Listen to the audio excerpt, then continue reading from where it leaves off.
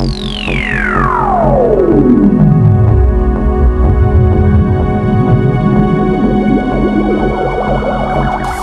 Asociación de Trabajadores de la Educación del Caquetá, AICA, presenta Educador Caqueteño, la telerevista informativa al servicio del magisterio y de las comunidades educativas del departamento.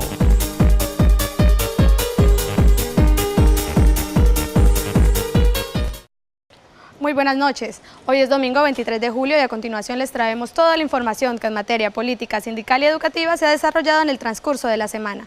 Mi nombre es Dania Pedraza y aquí inicia Educador Caqueteño. Bienvenidos.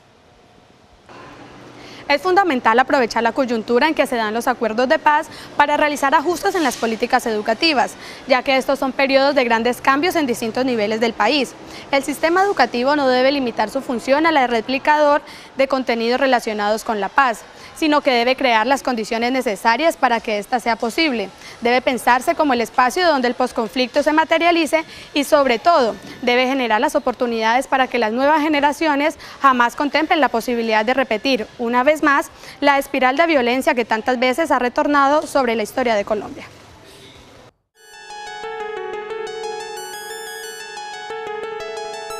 Atrás han quedado más de 53 años de guerra. La Federación Colombiana de Trabajadores de la Educación le da la bienvenida a la dejación de las armas por parte de las FARC, un hecho que le abre camino a una nueva historia en el país. Con la reintegración de quienes por décadas estuvieron al margen de la ley, se pone fin a una serie de eventos que golpearon a la población colombiana. La sociedad desde este punto ya no puede desconfiar de ese proceso de paz. Ya no hay disculpa para no apoyar el proceso de paz. Es una fecha simbólicamente histórica. Primero la oposición dijo, las FARC nunca van a firmar el acuerdo de paz, lo firmaron. Después dijeron, las FARC nunca se van a concentrar, se concentraron. Y después dijeron, las FARC nunca van a dejar las armas y las dejaron. El pasado 27 de junio, las FARC hizo la dejación de las armas. Los campos minados, los ataques a la población civil, el reclutamiento de menores, los bombardeos a la infraestructura petrolera y energética y las instalaciones mineras quedarán en el pasado y serán parte de la historia de Colombia. Uno, un proceso de reconciliación nacional. A las FARC los vamos a ver haciendo política, los vamos a ver opinando, los vamos a ver en centros comerciales, los vamos a ver en restaurantes. Y hay que saber perdonar, y hay que saber reconciliarse y aceptar la diferencia. Y obviamente el otro papel de la ciudadanía, de la sociedad colombiana, es exigirle al gobierno que cumpla lo firmado. La educación también hace parte del acuerdo firmado entre el gobierno nacional y las FARC. Con la reincorporación a la vida civil se va a desarrollar un programa de educación integral en las zonas rurales del territorio nacional. Un decreto que el presidente Santos emitió es un nuevo programa de educación rural, entendida que la educación rural tiene que servir o tiene que ser motor de desarrollo en las regiones del país. Formar técnicos agropecuarios, asistencia veterinaria. Lo que significa esto es que la escuela va a reconfigurar nuestra territorialidad y la escuela va a ser el motor de cambio de nuestra ruralidad. El gobierno, la escuela, la población civil, la fuerza pública, los excombatientes, los empresarios y el país en general tienen la responsabilidad de trazar un nuevo camino, una nueva historia, de manera que la violencia pueda llegar a su fin. La paz no es una responsabilidad de partidos políticos y fuerzas económicas. Este es un compromiso que cobija a todos los colombianos. FAMAC Limitada sigue apoyando las jornadas de salud en el departamento del Caquetá. El próximo 29 de julio de 8 de la mañana a 4 de la tarde es el día de ponerse al día en la jornada de vacunación dirigida a toda la población de Florencia, en especial a los niños menores de 10 años, adultos mayores y mujeres gestantes y en edad fértil. Bueno, me permito invitar, la Secretaría de Salud y la Alcaldía del municipio de Florencia se permite invitar a la ciudadanía del municipio de Florencia a participar de la Jornada Nacional de Vacunación Día de Ponerse al Día, que se realizará el próximo 29 de julio a partir de las 8 de la mañana hasta las 4 de la tarde. El lanzamiento de la jornada será en el barrio Limonar, que pertenece en el sector de la Ciudadela. No existe disculpa para no vacunarse, ya que se tendrán 8 puntos de vacunación en todos los sectores de Florencia. En el caso de FAMAC, estará ubicado en la plazoleta de la alcaldía. Bueno, vamos a tener 8 puntos El lanzamiento va a ser en el barrio Limonar, que pertenece al barrio La Ciudadela.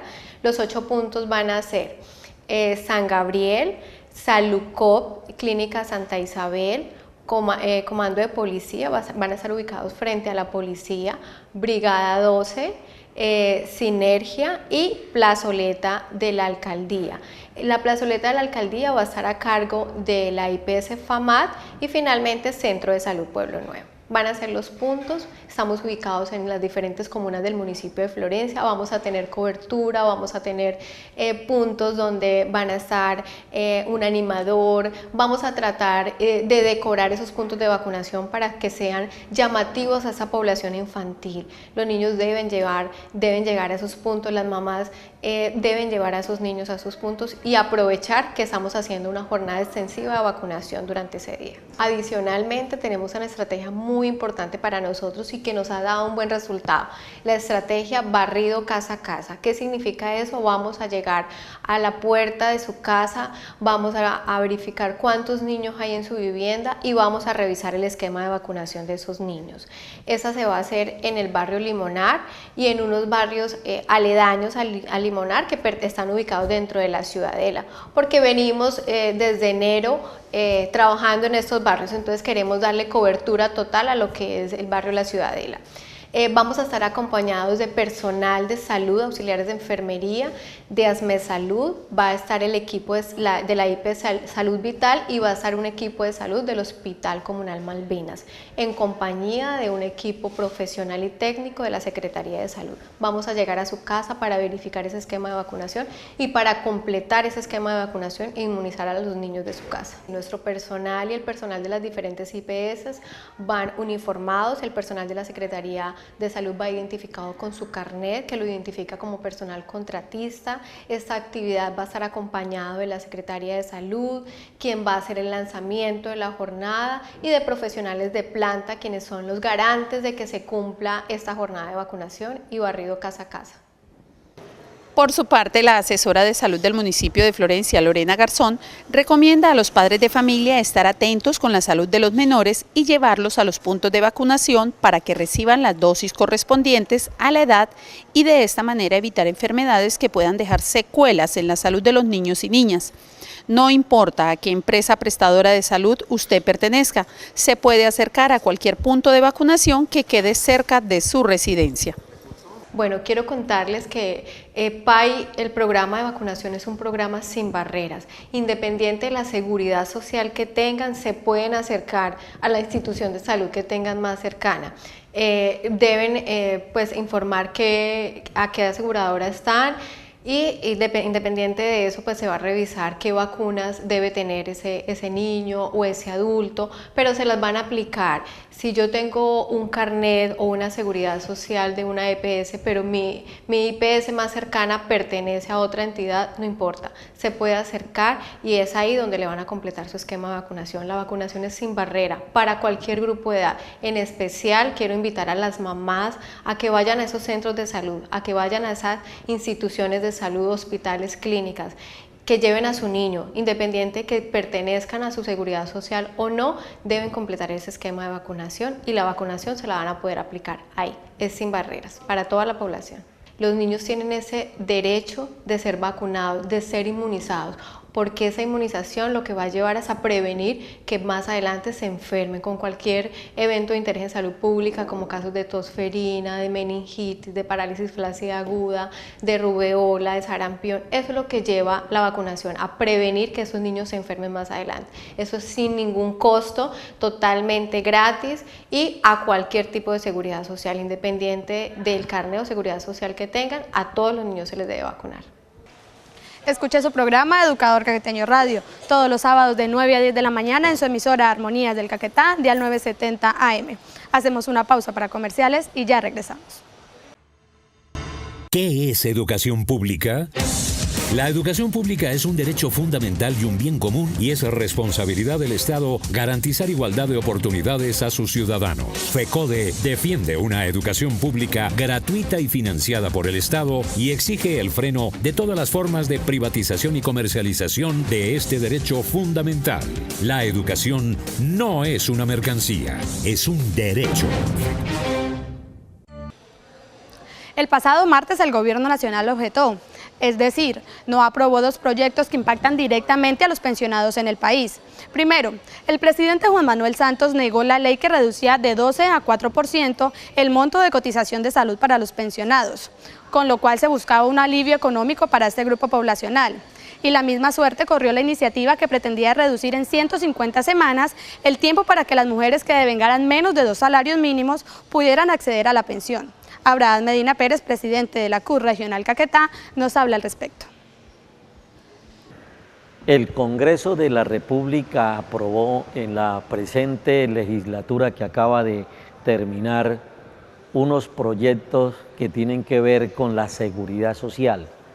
Uno de ellos tiene que ver con la disminución, la reducción del 12% al 4% en aportes de salud para los pensionados de Colombia. El Congreso hizo de su parte y el presidente de la República y el ministro de Hacienda han objetado ese proyecto, es decir, que se niega el presidente a firmarlo para que se convierta en ley. Es un proyecto que fue presentado por el Polo Democrático Alternativo y respaldado por varios partidos para resolver de esa manera una gran inquietud y preocupación que había por parte de los pensionados.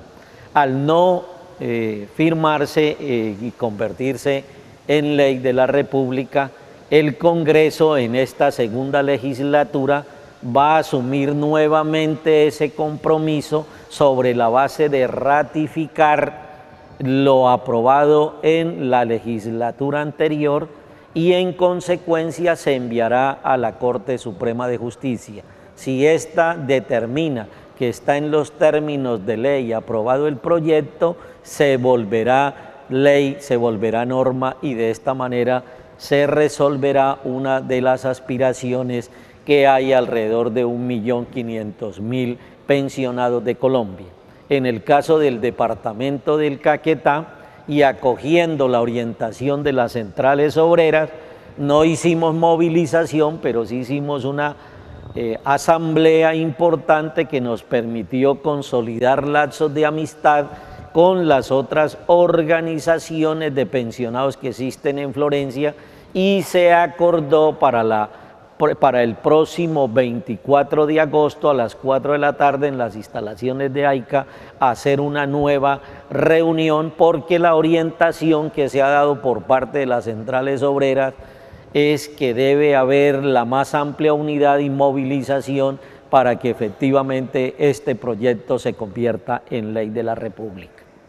Bueno, ese es otro proyecto que está dentro de las cosas sociales que aprobó el Congreso de la República.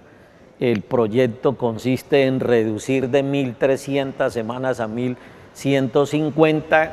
El gobierno del presidente Santos objeta también ese proyecto y en esa dirección pues entra en las mismas condiciones que el anterior. De todas maneras, lo que ha quedado claro es que el gobierno de Juan Manuel Santos se preocupa muy poco por el bienestar de los colombianos, de los trabajadores, y le da las garantías y gabelas suficientes a las multinacionales. Pero debo señalar también un proyecto que fue aprobado por el Congreso de la República y que también ese sí fue firmado por el presidente, en el sentido de volver el día hasta las 9 de la noche, que estaba hacia las 10, el día hacia las 10 de la noche. Sobre este tema hay que resaltar que las centrales obreras lo que plantearon es que se debería o se tenía que regresar al comienzo, cuando existía la norma que fue eliminada por el expresidente Álvaro Uribe, en el sentido de que los domingos y los festivos se pagaban triple y el trabajo nocturno, que se tiene un recargo del 35%, comenzaba a partir de las 6 de la tarde. Se abolió y el compromiso del presidente Santos es que regresaba eso a sus cauces normales, es decir, que le devolvía a los trabajadores lo que eliminó el presidente Uribe, y ese proyecto debo señalar que fue presentado por el partido de la U, pero solamente aumenta 1 hora de trabajo de recargo nocturno, pero deja quieto los festivos y los dominicales. Es decir, que se ha hecho una aprobación a medias y que las centrales obreras seguirán reclamando el compromiso que obtuvo el presidente Santos con los trabajadores de Colombia de regresar a condiciones normales el día y desde luego los derechos adquiridos. Así las cosas, las iniciativas pasarán de nuevo al Congreso, que deberá decidir si acepta o rechaza las objeciones presentadas por el Gobierno Nacional. Si se admiten las objeciones del Ejecutivo, los proyectos se archivarán, pero si son rechazadas, pasarán a manos de la Corte Constitucional, que tendrá la última palabra. José Omar Orozco Valencia, presidente de AICA, rinde el informe al Magisterio Caqueteño. Saludamos al Magisterio del Departamento del Caquetá, a nuestra comunidad educativa.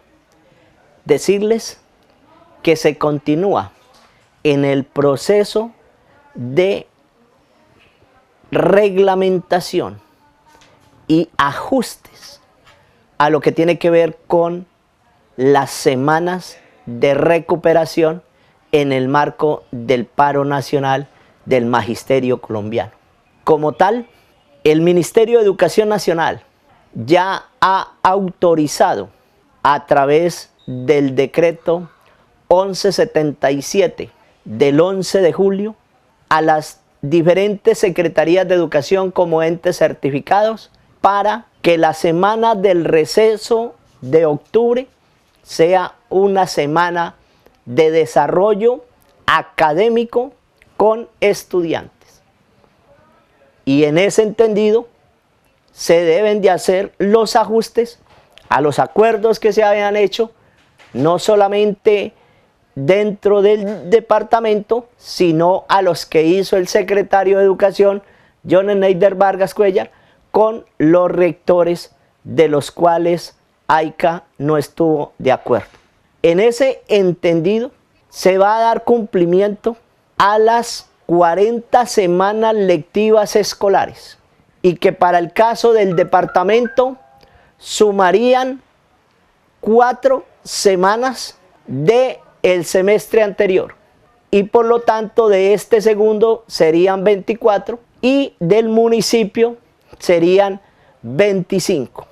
Como tal, el Ministerio de Educación Nacional de entonces expidió la Directiva Ministerial 40, donde le da las instrucciones a las Secretarías de Educación para que se hagan los ajustes con esa semana de receso del mes de octubre y de igual manera se autoriza laborar sábados o festivos, en el entendido que todos los entes certificados del orden nacional deben de terminar a más tardar el 15 de diciembre.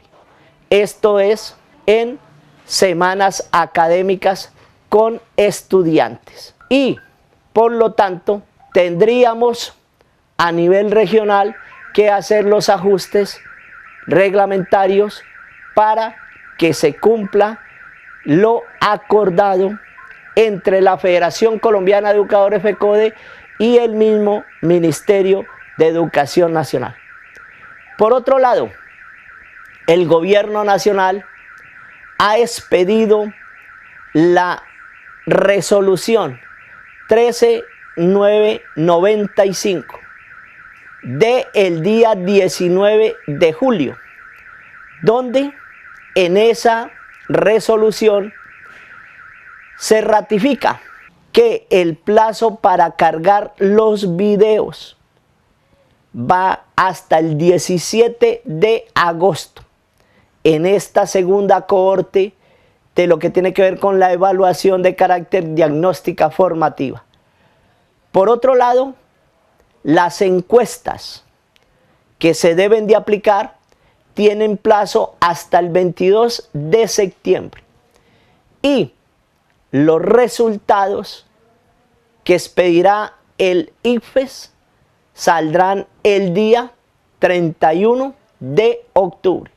Luego vendrá el proceso de reclamación, si es que la hay, dentro de los compañeros que participaron, dentro de esos 45.801 que se inscribieron en esta segunda cohorte de la evaluación de carácter diagnóstico formativo. Por otro lado, expresar que a la fecha no ha habido el pago de lo que tiene que ver con el retroactivo salarial de enero a mayo. En ese entendido siguen las dificultades en el aplicativo, en la plataforma, con base en las instrucciones que ha impartido el Ministerio de Educación Nacional, y están las secretarías haciendo las correcciones pertinentes. No han terminado. La asesoría la está llevando el Ministerio de Educación Nacional y les han asignado días específicos y horas específicas para desde el Ministerio, a través del mecanismo de la comunicación interna entre Secretaría y Ministerio, poder hacer los ajustes pertinentes para viabilizar el pago. Hay que expresar que los recursos están asignados desde el 27 de junio para el pago del retroactivo, pero el viceministro de Educación es quien está al frente, ha expedido una circular en este fin de semana, y donde entonces en ese entendido está haciendo las recomendaciones, ya que no le da lo que tiene que ver con los descuentos en las cifras que se deben de hacer frente a azocajas y frente a lo que tiene que ver con los descuentos de ley que deben de hacer por el pago del incremento salarial. Aspiramos que en el transcurso de la semana se resuelva esta situación para bien del magisterio y para lo que tiene que ver con el pago efectivo del retroactivo de estos 5 meses que a la fecha se adeudan. Un feliz fin de semana para todas y todos. El Comité Local de Seguridad y Salud en el Trabajo viene realizando en las instituciones educativas de Florencia jornadas pedagógicas de capacitación en el tema de riesgos profesionales dentro del ambiente escolar. Esto con el fin de que los jóvenes aprendan a cuidar y prevenir desde muy temprana edad y no hasta que lleguen a la edad productiva. La idea del comité, o sea, lo que nos planteamos en el comité local fue hacer unas jornadas pedagógicas de capacitación a los estudiantes en temas de riesgos laborales dentro del ambiente escolar. Y nos habíamos propuesto que dentro del primer semestre pues íbamos a trabajar dos colegios, pero con todo lo que sucedió en el mes de mayo en el sector educativo y también para actividades del ministerio, entonces nos tocó reprogramar, y por eso estamos haciéndolo ahora ya en este mes de julio y agosto, porque tenemos en cuenta que ya octubre por lo menos es un mes más complicado para el sector educativo por las semanas que tienen a veces de receso y se aproxima fin de año, entonces tenemos que utilizar en los meses que se nos facilita por tiempo. Consideramos muy importante que los estudiantes, que los jóvenes desde hoy en día se eduquen dentro de un ambiente de prevención, entonces que no lleguen a la edad de adultos y piensen que el problema de prevención es ahí, en el momento que les toca salir a trabajar, que salen a un mercado laboral, no. La idea de que ellos aprendan a prevenir desde niños, desde el colegio, entonces les estamos dando asistencia técnica en temas como riesgos biológicos, riesgos biomecánicos y riesgos naturales, para que ellos sepan qué hacer, ejemplo, en el eventual caso de un riesgo natural, bien sea una inundación o un incendio, sepan qué actuar, qué hacer, qué se debe hacer y qué no se debe hacer en ese momento. Y en la parte de riesgos biomecánicos, que ellos sepan desde aprender a llevar una simple maleta de colegio, que de pronto el portar mal una maleta de colegio de un niño donde excede el peso y donde no lo lleva de la manera adecuada, le va a generar problemas de postura, le va a generar problemas a nivel de su espalda y su columna. Entonces la idea es que ellos aprendan desde ahora eso, a prevenir accidentes que pueden suceder muy fácilmente en su colegio o en su casa, con sus hermanos, con su familia. Y en el caso de riesgos naturales, para nosotros es fundamental que los niños aprendan desde un buen lavado de manos, un correcto lavado de manos, que es uno de los principales focos de enfermedades, de infecciones. Entonces que los niños tengan conciencia de eso, del lavado de manos, que tengan conciencia hoy en día del uso de piercing, de tatuajes, ¿Qué riesgos conlleva de pronto no hacerlo con las medidas de seguridad y de salubridad necesarias? Que ellos entiendan que es proteger su vida, proteger su salud. No es el hecho que no lo hagan, pues, pero que aprendan a hacerlo de la mejor forma posible para que no les genere problemas de salud. Nos colocamos como meta en este plan de acción con el comité local para el año 2017 capacitar más de 400 estudiantes del sector educativo dentro del desarrollo del Plan Nacional de Seguridad y Salud en el Trabajo para el año 2013-2021. Nuestra meta es capacitar 4 colegios públicos. En este caso, iniciamos con el Colegio Agroindustrial de la Amazonía, que queda en la sede de San Luis, con los grados 9º y 10º. Posteriormente hicimos la actividad con el Colegio Rural de El Caraño, Avenida El Caraño. También asistieron los estudiantes de los grados 8º, 9º y 10º. Próximamente está programado el megacolegio La Esperanza, que queda en la urbanización La Gloria. También vamos a trabajar con los estudiantes de 9º y 10º. Y la idea es en el mes de agosto culminar con el colegio rural de Puerto Arango. El comité local, por ley, lo conforman varias instituciones públicas y privadas. Entonces, uno de los integrantes es un delegado de la alcaldía del municipio de Florencia. Otro integrante del comité local es el secretario de Cultura y Deporte de Florencia. También debe estar un representante o un delegado del Centro de Aprendizaje SENA. Un representante de una universidad, de un centro universitario. En este caso, para nuestro comité, participa la UNAD. Un representante de las organizaciones sindicales, en este caso AICA hace parte de nuestro comité local. Un representante de la ARL que tenga representación en el Caquetá, en este caso positiva. Un representante de los trabajadores y de los empleadores. Entonces, en este caso hay 2 entidades privadas, la clínica Mediláser y el depósito de drogas HIV. También está el representante del Hospital Las Malvinas y un delegado, en este caso de la Secretaría de Salud Municipal, y el delegado del Ministerio de Trabajo. Entonces, en el caso, pues el inspector de trabajo. Y hasta aquí toda la información. Los esperamos en nuestra próxima emisión con más notas de interés general. Hasta pronto.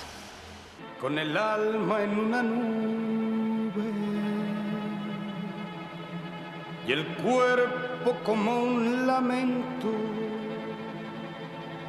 viene el problema del pueblo.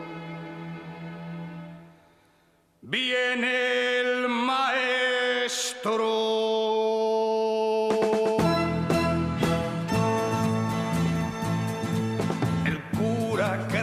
Ateo y el alcalde comunista y el cabo jefe de puesto piensa que es un anarquista. Le deben 36 meses del cacareado aumento y él piensa que no es tan malo enseñar toreando un sueldo. En el casino del pueblo nunca le dieron asiento por no andar politiqueando ni ser portavoz de cuentos. Las buenas gentes del pueblo han escrito al ministerio y dicen que no está claro cómo piensa este maestro. Dicen que lee con los niños lo que escribió un tal Machado, que anduvo por estos pagos antes de ser exilado.